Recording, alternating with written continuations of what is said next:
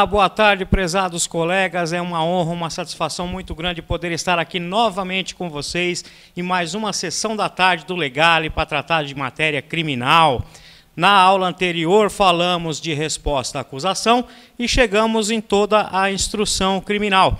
E a aula de hoje é de suma importância, doutores. Nós vamos tratar de memoriais, a defesa do seu cliente, a defesa escrita, aquela que não foi feita lá na audiência de instrução e julgamento de forma oral, né? E agora nós vamos fazer de forma escrita.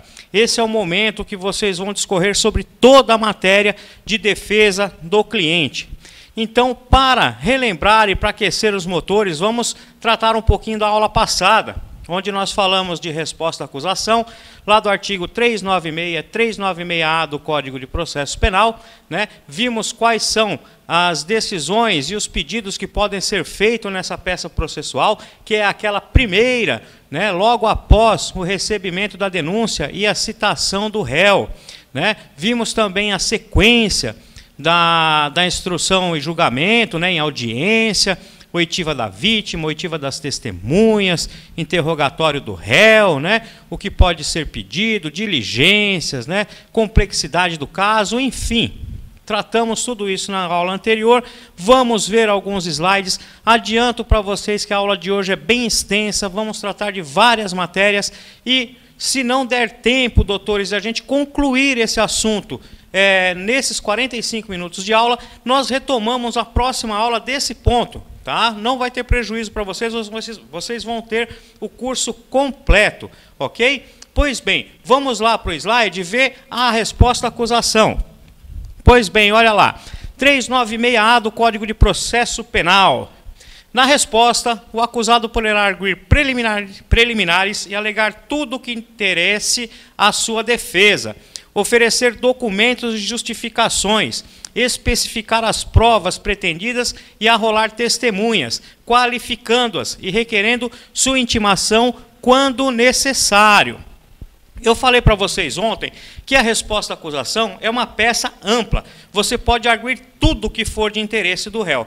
Entretanto, é uma peça que você não deve entrar no mérito. E você só deve alegar matérias que você tenha certeza de absolvição sumária, que são as cláusulas excludentes de ilicitude, de culpabilidade, atipicidade, etc. Por quê? Porque se você entrar no mérito, doutores, logo nessa fase processual, você vai estar antecipando tese de defesa. Vamos estar dando arma para o Ministério Público, e não é esse o interesse nosso como advogado. Tá? Afinal de contas, o ônus da prova recai sobre o Ministério Público. Ele que tem que comprovar materialidade e autoria para que sobrevenha uma condenação. Esse não é o papel do advogado e não é nesse momento que nós vamos arguir alguma coisa nesse sentido.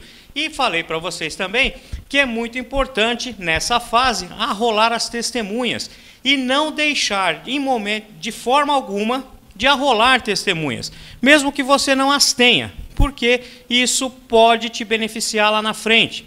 Contei para vocês um caso que aconteceu comigo, quando o meu cliente estava no hospital e o juiz queria decretar a revelia e já partir para os memoriais. Ok? Entretanto, eu tinha uma testemunha arrolada que não ia dizer praticamente nada, mas eu insisti na oitiva e protelei essa audiência para um outro momento. Certo? Isso é muito importante porque você pode prejudicar o seu cliente caso não o faça. Então, arrolem sempre as testemunhas, ok? Nem que sejam só de antecedentes, que você desista dela lá na frente e que proteste sempre pela substituição, se for o caso, tá bom? Vamos lá dar mais uma olhadinha no slide. Eu falei para vocês, na resposta à acusação, que vocês poderiam alegar preliminares, nulidades, prescrição, exceções de suspeição, incompetência, legitimidade de parte, litispendência, coisa julgada e etc. No mérito, não antecipar tese de defesa, acabei de falar para vocês, tá? E sempre arrolar as testemunhas. E no artigo 397 do Código Penal está lá descrito quais são as causas de absolvição sumária. Olha lá, após o cumprimento do disposto no artigo 396-A e parágrafos deste Código, o juiz deverá absolver sumariamente o acusado quando verificar a inexistência manifesta de causa excludente de ilicitude do fato. Artigo 23 do Código Penal. Quais são elas? Estado de necessidade, legítima defesa, estrito cumprimento do dever legal ou exercício regular de um direito. Inciso 2. A existência manifesta de causa excludente de culpabilidade do agente, salvo a inimputabilidade. Olha lá, potencial consciência da ilicitude, inexigibilidade de conduta diversa. E no inciso 3, que o fato narrado evidentemente não constitui crime ou extinta a punibilidade do agente. Estamos falando aqui de fato atípico ou as cláusulas de extinção de punibilidade do artigo 107 do Código Penal, ok? E falei para vocês que lá na audiência de instrução e julgamento existe uma sequência para ser seguida, está descrita no Código Penal, né? Que é primeiro a oitiva da vítima, depois as testemunhas de acusação, testemunhas de defesa e, por fim, o interrogatório do réu. Tá? Salvo alguns procedimentos especiais, que nem a lei de drogas, onde prevê que o acusado, né, o réu, será ouvido primeiramente. Aí, falei para vocês também que isso pode gerar uma nulidade, tá? Mas que você desde já deve arguir essa nulidade para que você possa sustentá-la lá na frente, né, demonstrando que existe prejuízo. Por quê? Porque sem prejuízo não há validade e o ato será convalidado. Ok? Paramos por aí, então, na aula passada, falando da instrução, falamos das diligências e se for requeridas diligências, teremos que adiar as alegações finais orais. Ok? Vamos lá de novo para o slide. As dicas, falei para vocês ontem, sempre levar as perguntas anotadas, levar notebook com a defesa previamente elaborada, levar pendrive novo para passar a defesa diretamente para o escrevente, importante para otimizar o tempo de defesa, que é reduzido em 20 minutos. Tá? Então, as dicas que eu passei para vocês ontem foi a seguinte: a instrução e julgamento, doutores, quando o juiz encerra a instrução e abre os debates orais, vai passar a palavra ao Ministério Público. E vi diversas situações que o advogado acaba se apavorando, fica com medo, tanto pela insegurança como pelo tempo. E por que isso? Porque ele não está preparado. Então, se você se deparar com uma situação dessa, de ter que fazer alegações finais orais, você tem que estar muito municiado, super preparado para encarar essas alegações em 20 minutos, porque às vezes o processo é longo, demanda muita prova, muito depoimento, e você não consegue expor tudo isso na defesa nos 20 minutos. Então, falei a vocês, levem um bloco de anotações com as perguntas pré-formuladas, deixem os espaços para preencher ali a caneta, ok? Façam perguntas para as testemunhas, façam pergunta para a vítima, façam pergunta para o réu. Por quê? Porque o réu gosta, o seu cliente gosta de ver que você é um advogado combativo. Tá? Só cuidado que por diversas vezes a gente faz pergunta para a vítima e para as testemunhas e se depara com situações de eles falarem o que a gente não queria ouvir. Então, tomem cuidado, mas não deixem de fazer pergunta, porque assim você vai ter a total credibilidade do seu cliente, vai demonstrar para o juiz, para o promotor, que você é um advogado preparado, que você leu o processo e você sabe do que você está falando. Ok? Passando essa fase, falei para vocês, olha, leva o notebook, já deixa a sua defesa pronta, com espaço só para você preencher o que foi dito nos depoimentos. Isso é importante por quê? Porque você já tem tudo ali. Você já tem a defesa pronta, só vai preencher lacunas. E levar um pendrive, e um pendrive novo. Por quê? Porque você terminando ali a sua defesa, você vai passar tudo aquilo com o pendrive, entregar para o escrevente e está feita a sua defesa. Ocorre que tem juízes que falam, olha, doutor, eu não posso pegar no pendrive, porque o seu pendrive pode conter vírus. Isso aqui é o sistema do tribunal, é perigoso.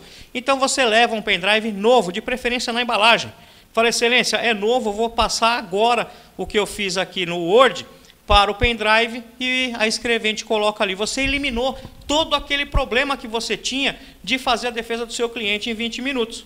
Tá? Falei para vocês também que essa defesa, embora tenha que ser muito bem elaborada e que ela tenha que conter toda a matéria de defesa, ela deve ser sucinta, ela não deve mencionar jurisprudências, doutrinas. Por quê? Porque o escrevente vai pegar aquele texto que você fez, copiar e colar na própria ata da audiência. Então, ia ficar muito longo, muito extenso. Então, sucintamente, você faz a defesa e junto ali. Você eliminou qualquer problema dos 20 minutos que você tem para falar. Você não vai tremer, não vai suar, a defesa do seu cliente vai sair com qualidade e você vai sair muito satisfeito. Ok?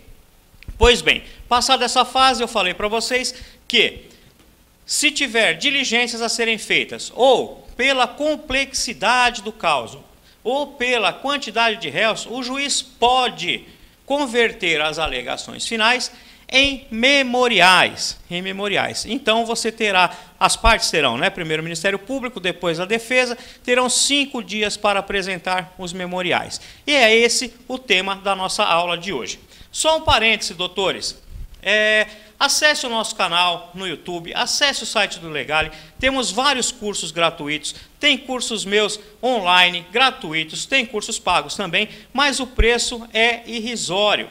Pela qualidade dos cursos que existem no Legale, é muito importante que vocês tenham acesso a todo esse material e sejam curiosos, procurem, busquem, porque é muito valioso. O Legale trabalha com excelência, prisma pela qualidade de ensino, e é isso que nós todos buscamos, contribuir para o aprendizado de vocês. Um outro detalhe que eu peço a vocês, doutores, é o seguinte: é muito gratificante a gente receber vários likes, vários acessos, tá? Isso deixa a gente muito contente, e a gente pede realmente para que vocês deem likes, que vocês nos ajudem aí, né, nessa empreitada para crescer cada vez mais. Mas adianto a vocês que é muito importante também, doutores e doutoras, vocês tecerem as críticas. Tá? Os elogios é bem-vindo, mas as críticas também são, porque são vocês que nos dão os parâmetros da onde estamos acertando e onde estamos errando. E isso nos faz refletir e tentar melhorar a cada dia a qualidade de ensino para vocês mesmos. Então, não se acanhem. Se tiver alguma coisa que não gostaram da aula, se tiver alguma crítica a fazer, pode colocar no chat, eu vou ler, vou tentar responder e vou tentar melhorar. Você sempre uma pessoa que busca o melhor para vocês, ok? Vamos lá entrar no nosso tema da nossa aula de hoje, memoriais. Memoriais está lá no artigo 404, né, do Código de Processo Penal, dizendo assim, ó: ordenado diligência, considerada imprescindível, de ofício ou a requerimento da parte, a audiência será concluída sem as alegações finais. Foi o que eu disse para vocês agora. No artigo 403, fala assim, ó: não havendo requerimento de diligências, ou sendo indeferido, serão oferecidas alegações finais orais por 20 minutos, respectivamente, pela acusação e pela defesa, prorrogáveis por mais 10, proferindo o juiz a seguir a sentença. E o que nos interessa é o que está lá no parágrafo 3º. Olha lá. O juiz poderá, considerada a complexidade do caso ou o número de acusados, conceder às partes o prazo de 5 dias sucessivamente para apresentação de memoriais. Nesse caso, terá o prazo de 10 dias para proferir a sentença. Vamos lá, doutores. Para que haja condenação, é necessário que fique demonstrado, primeiramente, materialidade e autoria. Sem materialidade, sem autoria, não existe condenação. Ok? Partimos dessa premissa. Tá? E o ônus da prova, aqui, que nem eu disse agora há pouco a vocês, recai sobre o Ministério Público. Tá? Investigação, polícia, instrução criminal, fazer provas para que se tenha a condenação, é ônus do Ministério Público. E convenhamos, o papel que ele exerce é muito mais fácil do que o nosso.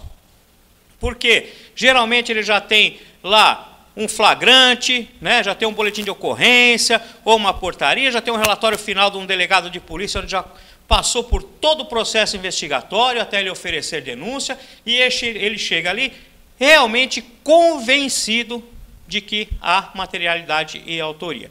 E cabe a você fazer a defesa. Então, o ônus da prova cabe ao MP. Nesse ponto, nós não vamos entrar. Tá? Porque, não comprovada a materialidade e a autoria, não existe crime. Ok? Vamos lá, slide. Para que haja condenação, é necessário comprovar a materialidade e a autoria. Essa prova é incumbência do Ministério Público. Não comprovada a autoria e a materialidade, o réu deve ser absolvido. Olha lá, existem crimes que deixam vestígios, portanto chamados de corpo de delito. O artigo 158 do Código Penal, de Processo Penal, fala: quando a infração deixar vestígios, será indispensável o exame de corpo de delito, e direto ou indireto, não podendo supri-lo a confissão do acusado.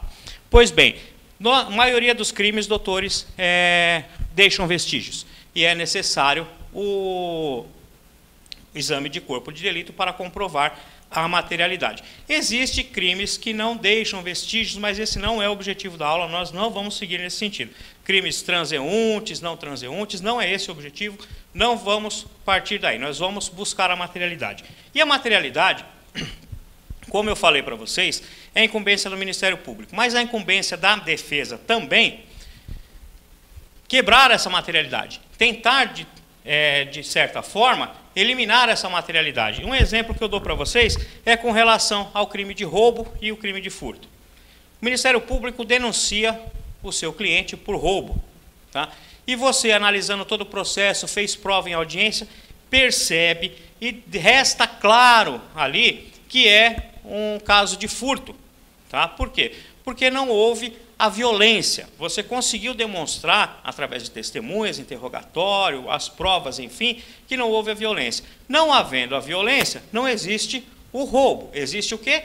O furto, certo? Então, você não tem a materialidade para um crime de roubo. Você pode ter materialidade para um crime de furto, mas de roubo não. E olha que impacto que dá isso. Olha a pena do crime de furto, de 1 a 4, de roubo de 4 a 10. Está vendo só? Então, a materialidade é de suma importância, a gente tem que persegui-la no sentido de tentar desqualificar um crime, uma desclassificação, né? Esse é o nosso papel. Partindo daí, então, analisada a materialidade, nós temos que ter autoria. Nesse sentido, o ônus, como eu disse a vocês, também recai sobre o Ministério Público. E daí vamos passar por tipicidade, licitude, culpabilidade e etc. Tá? Vamos fazer uma defesa ampla do nosso cliente, abordando todos esses temas. Tá? Então, nós passamos lá para a autoria, precisamos então de uma conduta do agente, precisamos de uma ação ou omissão, e que reste comprovado que foi ele, foi o seu cliente, que agiu ou se omitiu nesse sentido. Precisamos de um resultado, né? Um resultado nem sempre naturalístico, mas precisamos de um resultado. E precisamos de um nexo de causalidade. Nós precisamos entender se aquela conduta gerou aquele resultado. Aí sim, partindo dessa premissa, temos materialidade, temos autoria, precisamos ver se existe a tipicidade. Se aquela conduta que gerou aquele resultado estava em nexo, tinha nexo de causalidade aí, e se aquela conduta estava descrita no tipo penal. Se tivermos materialidade, autoria, conduta, nexo de causalidade e tipicidade, aí temos crime. Ok? Então, essa é a primeira parte da defesa que nós vamos analisar. Materialidade, autoria e tipicidade. Vamos lá para o slide. Necessário identificar o autor do crime. Autor é quem executa ilícito penal definido em lei. Autor imediato. Ou se serve de instrumento para agir. Autor mediato. Cometendo, por intermédio de outra pessoa, o ato de execução do tipo penal. Olha lá, tipicidade. Como eu falei para vocês, nós precisamos de uma conduta Olha lá, ação ou omissão. Precisamos de um resultado e precisamos do nexo de causalidade. Aqui eu chamo a atenção de vocês para o método hipotético de eliminação de Thiem. Olha lá, no campo mental da cogitação e suposições, o aplicador deve proceder à eliminação da conduta do sujeito ativo para concluir pela persistência ou desaparecimento do resultado. Persistindo o resultado, não é a causa. Desaparecendo é a causa, ok? Então, aí você elimina a primeira conduta, né, e vê se persiste o resultado. Se persistir o resultado, é a causa. Se não, não é. Desaparece a causa. Aí nós não temos nexo de causalidade. E se existe, então, a tipicidade. Se existe nexo de causalidade entre a conduta e o resultado, e essa conduta está descrita no tipo penal. Então, temos um fato típico, ok? E aí, resta demonstrado a tipicidade, tá bom? Olha lá, materialidade, autoria, ação ou omissão, nexo de causalidade, resultado, né? E tipicidade. Então, podemos dizer que temos crime.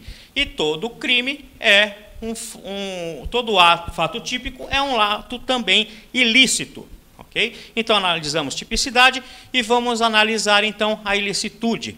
A princípio, como eu disse para vocês, todo fato típico é antijurídico, é ilícito. Entretanto, existem causas que o legislador entende que, mesmo tendo a conduta, mesmo tendo o resultado, mesmo tendo tipicidade, o agente não comete crime, pois são as causas de excludente de ilicitude. Tá? E quais são elas? São aquelas descritas lá no artigo 23 do Código Penal, sendo elas estado de necessidade, legítima defesa, estrito cumprimento do dever legal e o exercício regular do direito.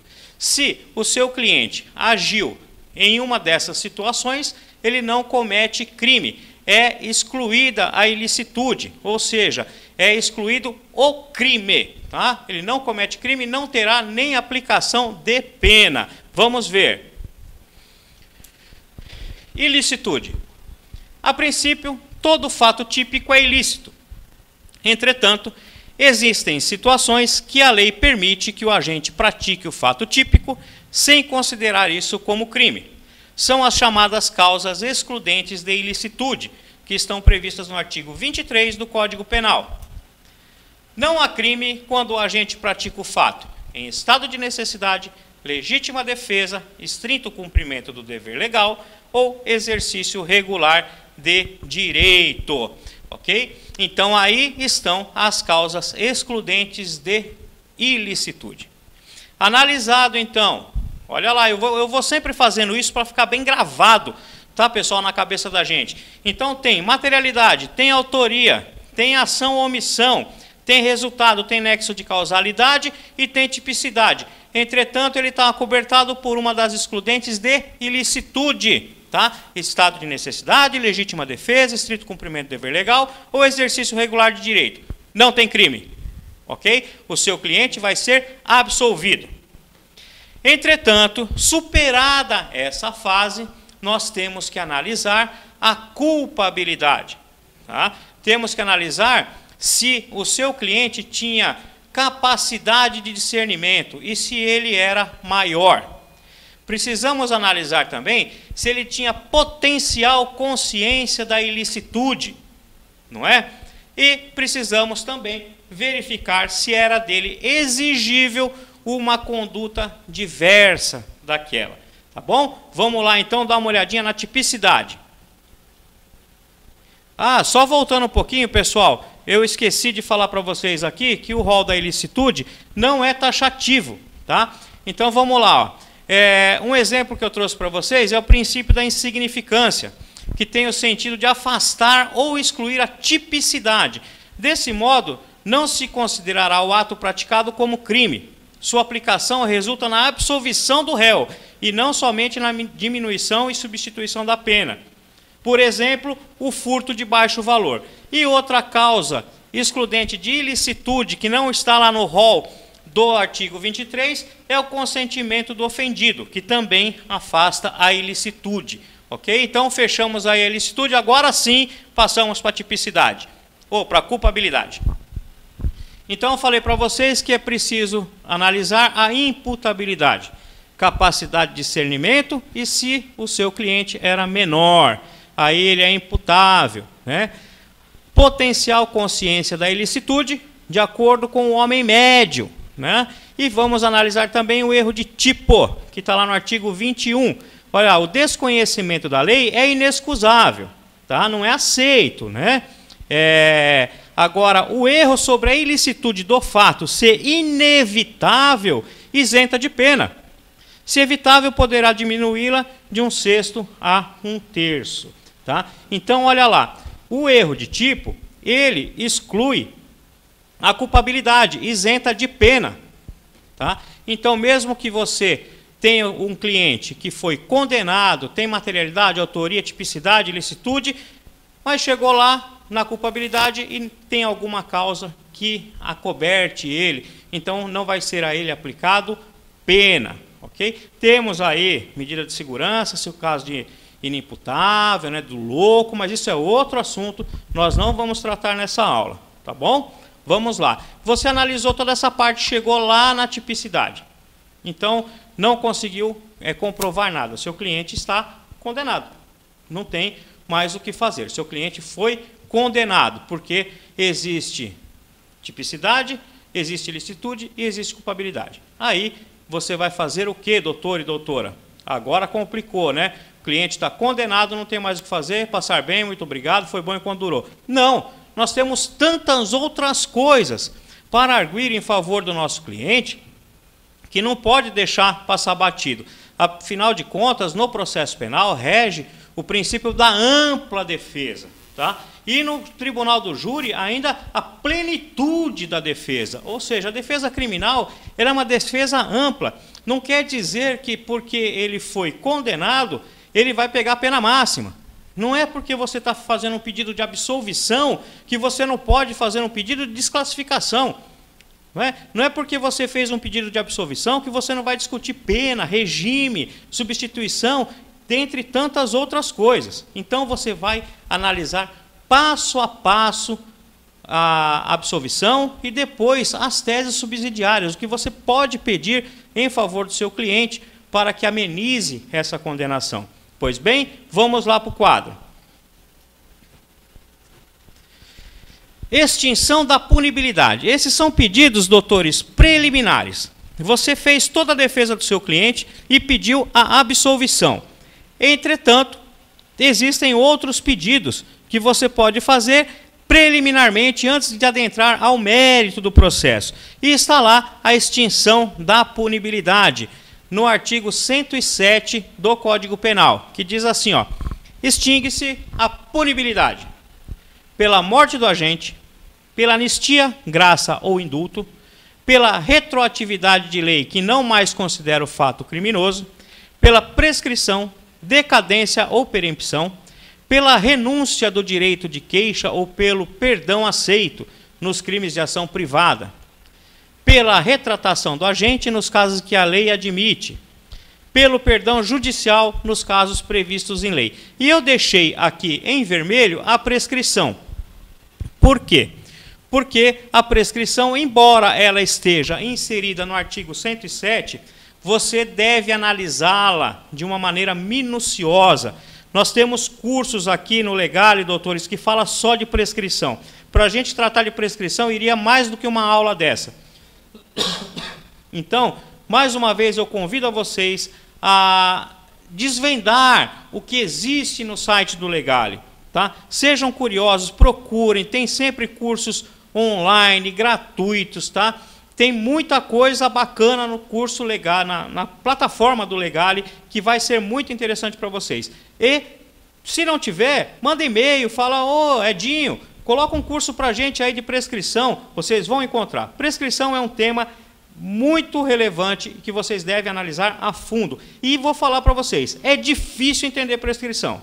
É difícil, tem que estudar bastante. Mas temos uma aula de prescrição aqui que vocês vão sair sem dúvidas. E falei isso por quê? Porque a prescrição está lá no artigo 109 do Código Penal. Tá? Embora você tenha a extinção da punibilidade aqui no 107 dizendo de prescrição, para fundamentar o pedido de prescrição, você deve levar em consideração o artigo 109. Tá? Essa é a fundamentação. O pedido é feito no 107, mas a fundamentação é feita no 109. Tá bom? E, ainda preliminarmente, antes de entrar ao mérito, você vai discutir extinção de punibilidade, prescrição e vai ver se não existe nulidades. Tá? Lá o artigo 564 do Código de Processo Penal fala de nulidades, mas é também apenas um parâmetro, porque você pode ter outras nulidades no processo. Tá? Sempre lembrando, doutores, que para se arguir nulidade, você tem que demonstrar o prejuízo. Tá? Demonstre o prejuízo.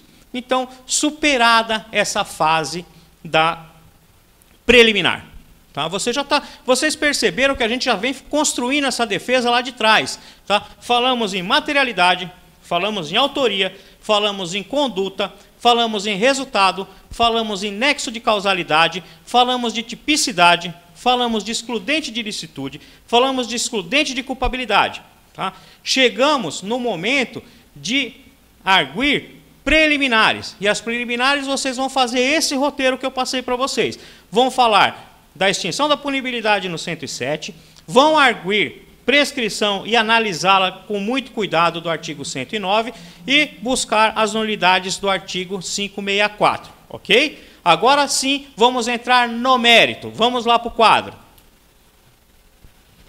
Ó, falei da prescrição para vocês, o artigo 109, eu vou deixar no slide aqui, mas vamos passar porque está no código, vocês têm condição de analisar com calma e o nosso tempo aqui é curto. Então vamos lá, ó, as nulidades 563 e 564. Ó, eu coloquei até aqui para vocês, ó, a nulidade ocorrerá nos seguintes casos: por incompetência, suspeição ou suborno do juiz, por ilegitimidade de parte, por falta das fórmulas ou dos termos seguintes. E aí tem um rol enorme lá no artigo 564, que eu coloquei aqui em vermelhinho para que vocês possam ir até o código, tá? E analisar uma a uma.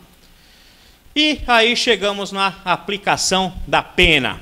Tá? Se o seu cliente já foi condenado, se você não conseguiu demonstrar que existia alguma causa excludente ou que não era motivo de absolvição, se você já analisou todas as preliminares, tá? Entendendo que não existia nenhuma causa que pudesse levar à absolvição do seu cliente, então o seu cliente está efetivamente condenado. Tá? Aí não tem jeito. Aí nós vamos brigar por outras coisas que possam beneficiá-lo. E a primeira delas é a aplicação da pena. Tá?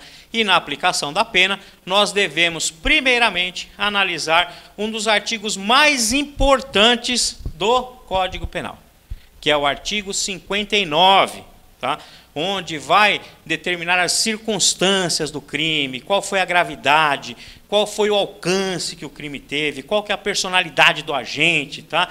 Para que seja aplicada a pena entre o mínimo e o máximo. E já adianto para vocês que se as circunstâncias forem favoráveis ao seu cliente, a pena mínima deverá permanecer no mínimo legal. Tá? Caso o juiz entenda por aumentar essa pena base do mínimo legal, será necessário fundamentação idônea. Tá? Não basta ele levar em conta somente a gravidade em abstrato do crime. Precisa de uma fundamentação idônea. Tá? Então, a primeira fase, sistema trifásico de aplicação de pena. Ok? Primeira fase da aplicação de pena, circunstâncias do artigo 59 do Código Penal. Passado essa fase, nós analisaremos circunstâncias agravantes e atenuantes. Tá? Vou passar nos slides aqui para vocês, não se preocupem que eu só estou dando uma adiantada. Né? E depois vamos verificar causas de aumento e diminuição de pena. Ok? Então vamos lá com relação à aplicação da pena. Vamos dar uma olhada. Pena. Artigo 59.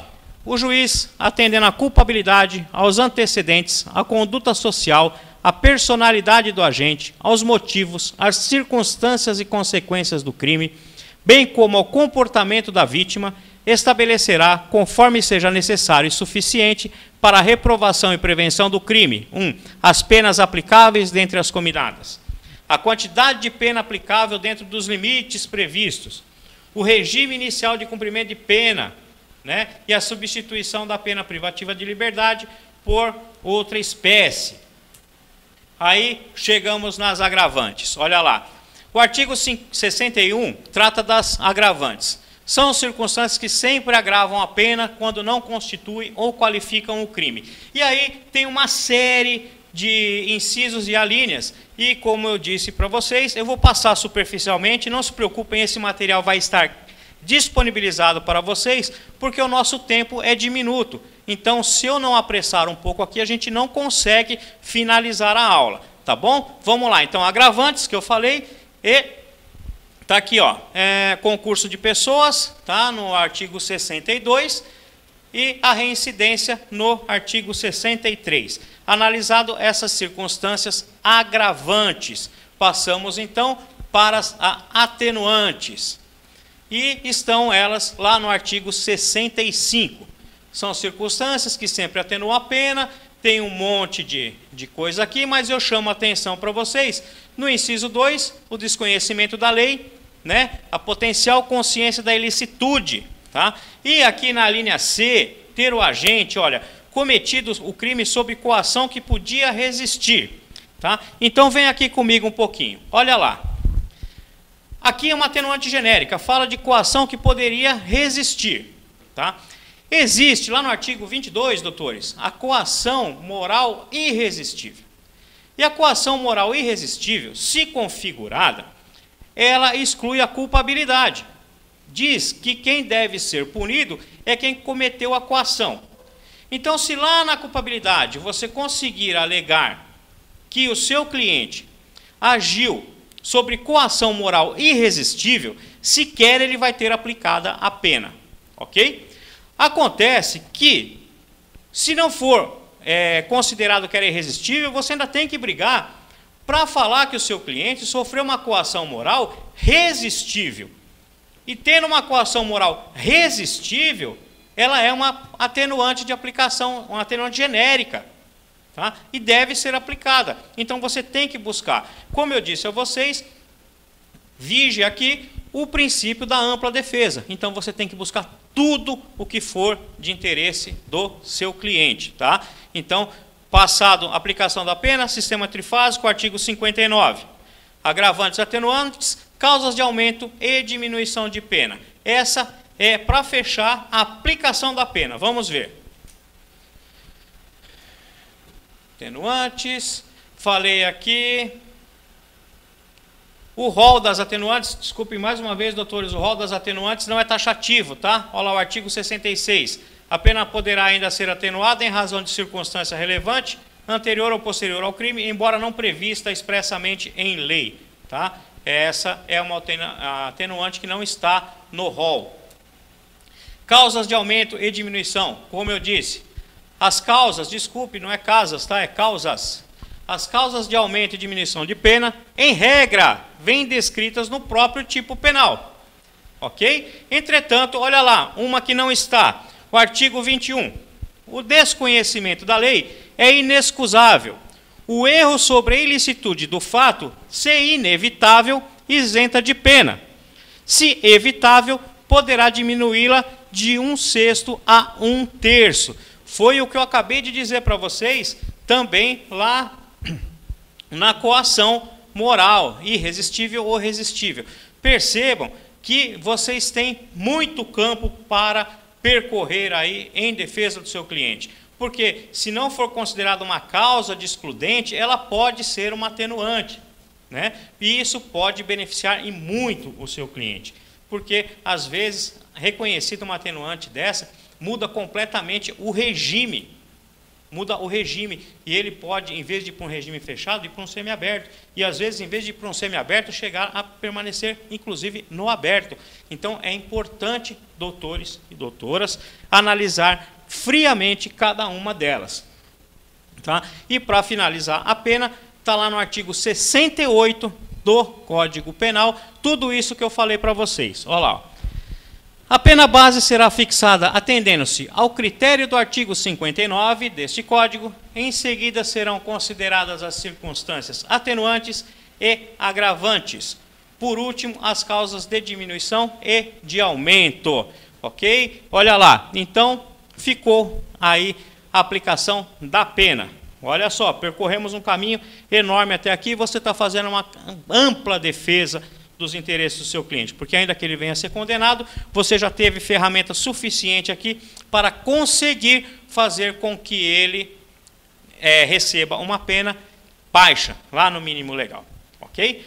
Passado essa fase da aplicação de pena, então nós teremos que analisar regime de cumprimento de pena.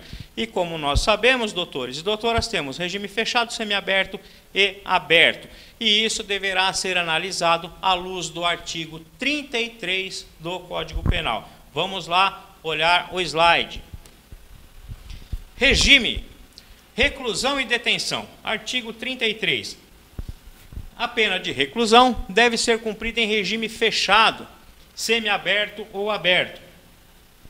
A de detenção em regime semiaberto ou aberto, salvo necessidade de transferência a regime fechado. Parágrafo 1º, considera-se regime fechado a execução da pena em estabelecimento de segurança máxima ou média. Regime semiaberto a execução da pena em colônia agrícola, industrial ou estabelecimento similar. Regime aberto a execução da pena em casa de albergado ou estabelecimento adequado. Sabemos que é muito difícil hoje o próprio Estado manter as casas de albergado, existem muito poucas, e não tendo casa de albergado, o réu permanece no seu próprio domicílio, né? Ele vai cumprir o regime aberto em casa, então é um benefício enorme para o réu. Olha lá o parágrafo 2º, as penas privativas de liberdade deverão ser executadas em forma progressiva, segundo o mérito do condenado, observados os seguintes critérios e ressalvadas as hipóteses de transferência a regime mais rigoroso. Olha lá, isso é muito importante, doutores. O condenado a pena superior a 8 anos deverá começar a cumprir em regime fechado. O condenado não reincidente, cuja pena seja superior a 4 anos e não exceda 8, poderá, desde o princípio, cumpri-la em regime semiaberto. O condenado não reincidente, cuja pena seja igual ou inferior a 4 anos, poderá desde o início cumprir em regime aberto. E o parágrafo 3º diz que a determinação do regime inicial de cumprimento da pena far-se-á com observância dos critérios previstos no artigo 59 desse Código. Como vocês podem ver, o sistema adotado aqui pelo Brasil é do sistema progressivo. Tá? O réu começa a cumprir pena em um determinado regime e ele vai progredindo na medida do seu merecimento.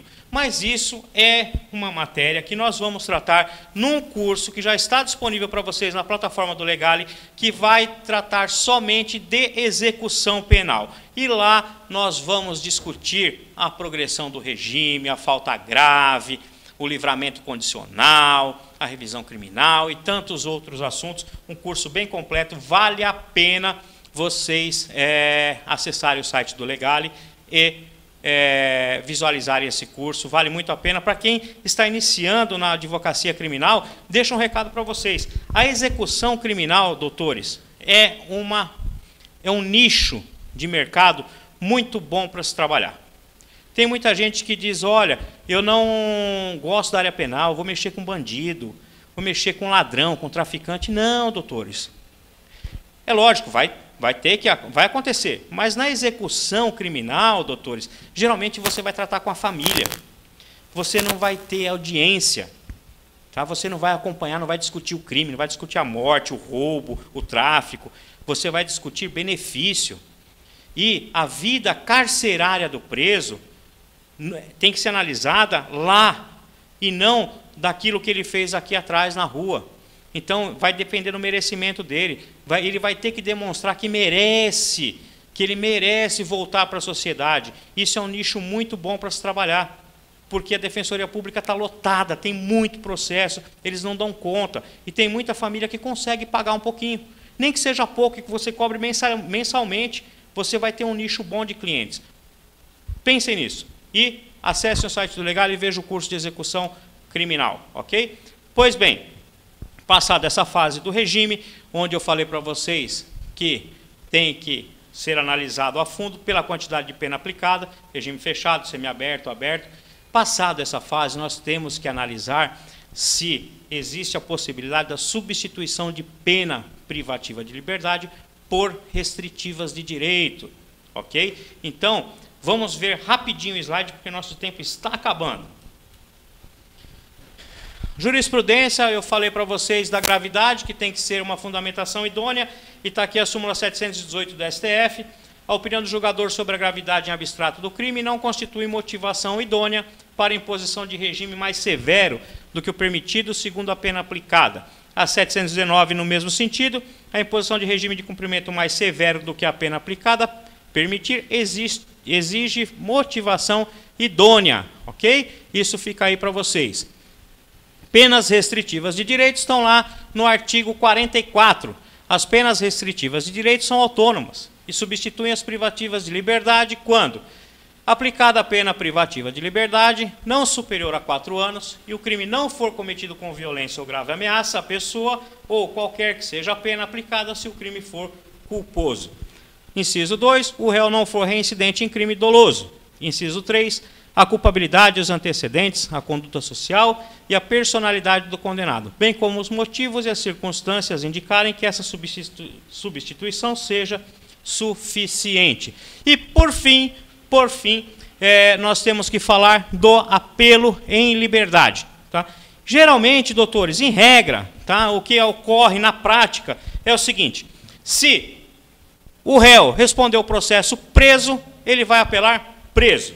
Se ele responder o processo solto, ele vai apelar solto, ok? Então, vejam só vocês, passamos por todas as teses de defesa que isso cabe para qualquer crime, tá? Isso é o panorama, o esqueleto que você vai ter que seguir para fazer a defesa do seu cliente. Verificar materialidade, autoria, tipicidade, ilicitude, culpabilidade. Passado isso, nós vamos ter teses subsidiárias, aplicação preliminares, aplicação de pena, tá? Regime e substituição. Isso é o que você vai fazer em memoriais. Eu vou deixar aqui também os meus contatos, da outra vez eu acabei não deixando, mas vai estar no slide daqui a pouquinho para vocês, está no material.